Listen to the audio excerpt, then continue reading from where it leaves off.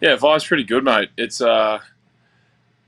still feels like we're figuring things out a little bit. Yeah. I think that there's still not necessarily growing pains, but just active discussions around like how we can make Kay's life a little bit easier, how we can make Chris's life like that stuff all still has to play part in us going really deep in the playoffs. So there's constantly active discussions around that.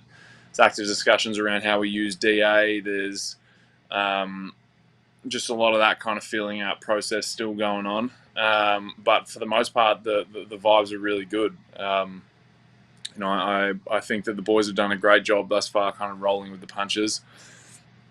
We'd all like to, have one massive game where we really take things in stride and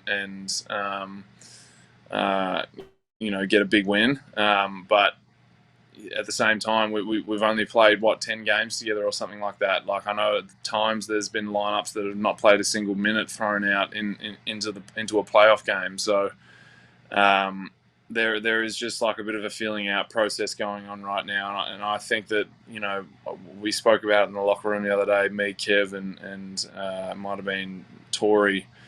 But we spoke about how that first loss was something we probably needed, and I think that it'll actually benefit us going forward in the long run because you get a player like Kevin Durant of his caliber, and maybe you take a little step back and think, oh, it's all good. Like things will be easy. Things will just get done with Kev on this team. So I think realizing that we're not invincible and a good Clippers team, even still short of Paul George. Can kind of push us to the wire and have done so the whole series thus far. I think was a good realization that we needed to come to, and you see as the games evolve, books in everyone's ear like this is the playoffs, man. We can't be acting so relaxed and straight face. Like there's got to be a certain degree of intensity that things aren't good, and there needs to be a certain urgency and.